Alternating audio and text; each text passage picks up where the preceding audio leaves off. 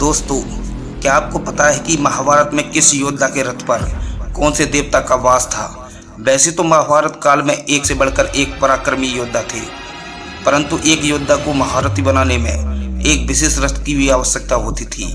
इसलिए आज के वीडियो में हम जानेंगे कि कौन सा रथ था सबसे शक्तिशाली और वो किस योद्धा के पास था। दोस्तों, महाभारत एक ऐसी धर्मगाथा है जिसमें अत्यंत शक्तिशाली वेद पुत्रों ने जन्म लिया था। उनके पास ऐसे ऐसे दिव्यास्त्रों का ज्ञान था जिससे देवताओं तक को परास्त किया जा सकता था और जिन्हें एक साथ ब्रह्मांड में छोड़ दिया जाता तो पल भर में संपूर्ण सृष्टि का विध्वंस हो जाता।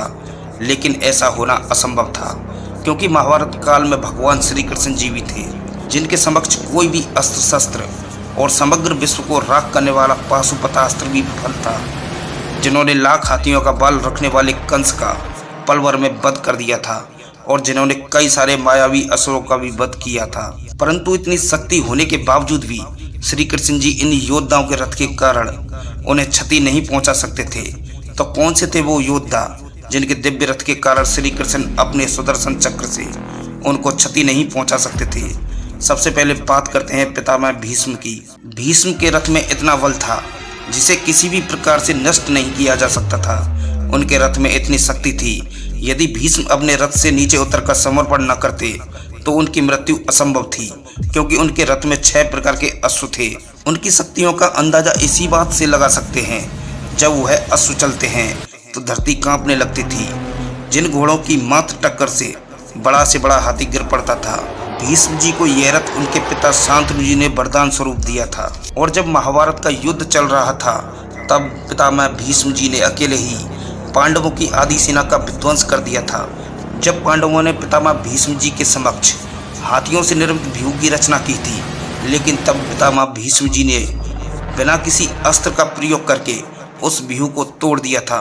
तब पांडवों ने श्री कृष्ण से पूछा था कि मधुसूदन, बिना किसी अस्त्र के जितना सामर्थ्य भीष्म में है उतना ही सामर्थ्य उनके रथ के अश्वों में है। उनके रथ को खींच रहे एक एक घोड़े में 22 हाथियों का बल है। यह सुनकर अर्जुन कहते हैं, हे केशव, ऐसे तो हम पितामह भीष्म को अपने किसी भी व्यूह में नहीं रोक सकते। तब श्री कृष्ण जी कहते हैं, उनकी चिंता न करो पार्थ, समय आने पर उन्हें भी परास्त होना होगा। अब बात करते हैं महाभारत के दूसरे योद्धा की, जिनके रथ में पितामह भीष्म के रथ से भी अधिक शक्ति थी, किंतु उनकी मृत्यु का कारण उन्हीं का रथ बना।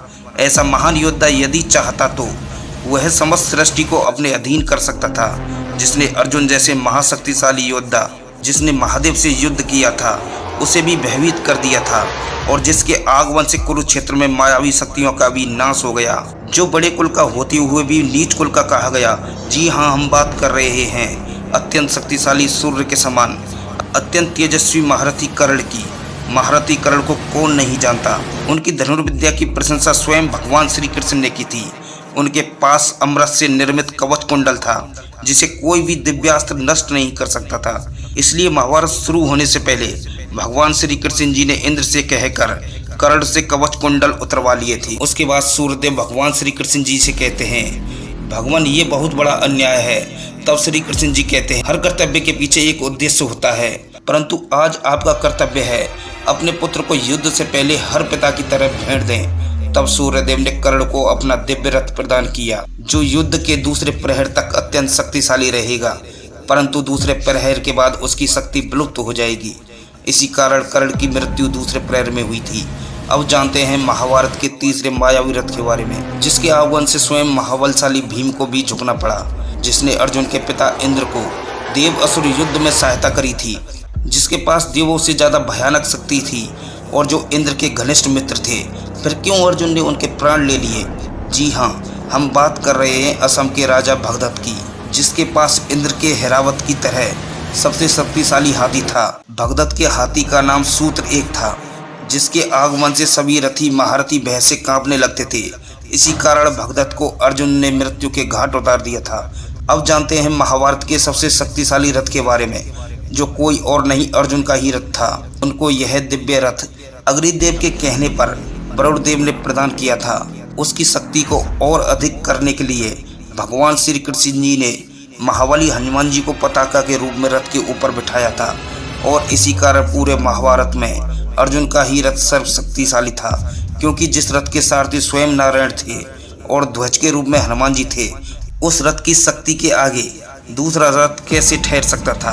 तो दोस्तों, आपको कौन सा रथ सबसे शक्तिशाली लगता है और क्यों, हमें कमेंट करके ज़रूर बताएं। जय श्री कृष्णा।